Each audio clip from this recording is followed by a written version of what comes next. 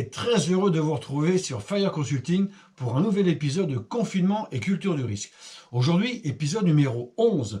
En période de confinement, les accidents domestiques sont fréquents et pour cause. Mais d'abord, quelques chiffres. Chaque année, une personne sur 5 est victime d'un accident domestique. Chute, suffocation, noyade, intoxication et accident par le feu. 50% des accidents domestiques se produisent à la maison.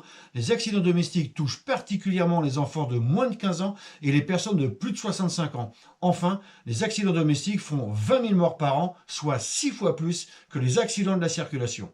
Les origines de l'accident domestique: un environnement hostile, un désordre ponctuel, un non-respect des règles de sécurité, des gestes inhabituels, un manque de vigilance, un moment d'inattention, de la méconnaissance du risque, la présomption de ses capacités. Notre environnement nous paraît donc familier et l'habitude est parfois l'ennemi de la sécurité. Sachez que l'accident domestique n'arrive pas qu'aux autres. Les risques à la maison. Tout d'abord, la cuisine. Pour les adultes, le risque est souvent dû à l'inattention ou à la rapidité d'exécution liée ou non aux habitudes. Pour les enfants, c'est la soif de découverte et du toucher. Gare aux brûlures et rappel des épisodes 9 et 10.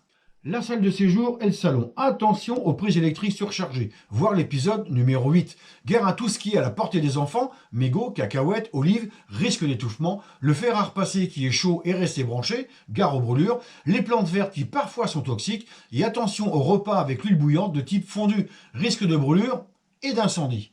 La cheminée. Même si ce n'est pas forcément la saison, cependant toutefois, en avril ne te découvre pas d'un fil. Il faut donc bien se protéger contre le feu. Il faut régulièrement nettoyer une cheminée à insert, manipuler avec précaution la porte de l'insert. Pour les cheminées à foyer ouvert, attention aux projections et au rayonnement de la chaleur. Triangle du feu, épisode numéro 7. On évite les combustibles qui encrassent le conduit de cheminée. Je vous rappelle que la cheminée, ce n'est pas une poubelle.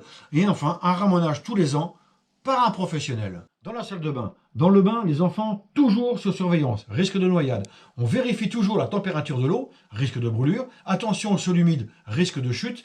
Les armoires à pharmacie, toujours fermées à clé, risque d'intoxication. Ne pas installer de chauffage d'appoint près d'une zone humide, risque électrique. Enfin, ne rien disposer à sécher sur un radiateur électrique, risque d'incendie. La chambre, la zone libre de nos enfants. Mettre des protections pour éviter les chutes. Attention aux jouets et aux mobiles, risque d'ingestion. Pensez aux cache-prises sur les prises de courant. Attention aux fenêtres. Nos chérubins sont très inventifs dans le domaine de l'escalade. Gare aux portes qui se referment pendant un courant d'air. Mettez des cales. Et enfin, attention aux lits à barreaux. Un enfant peut parfois y passer la tête. Le garage. Ne pas laisser tourner un moteur de voiture, porte de garage fermée. Risque d'asphyxie.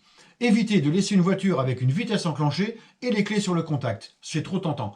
Stockez les produits dangereux dans une armoire. Évitez les points chauds à proximité de matières inflammables. Et enfin, attention aux installations électriques. Les extérieurs. Le jardin est le lieu idéal de détente pour les grands, de jeux et de découvertes pour les plus petits, tels des Indiana Jones.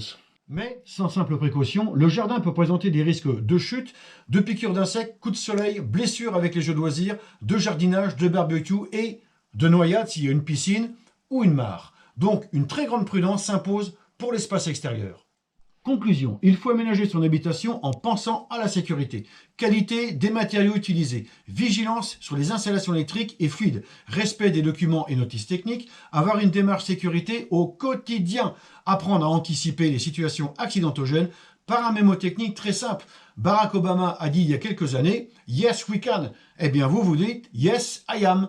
Identification, analyse et maîtrise du risque. Voilà, c'est tout pour aujourd'hui. Merci encore de vos soutiens et commentaires. Je vous retrouve bientôt pour un nouvel épisode de confinement et culture du risque. Mais en attendant et d'ici là, portez-vous bien et restez chez vous avec Fire Consulting.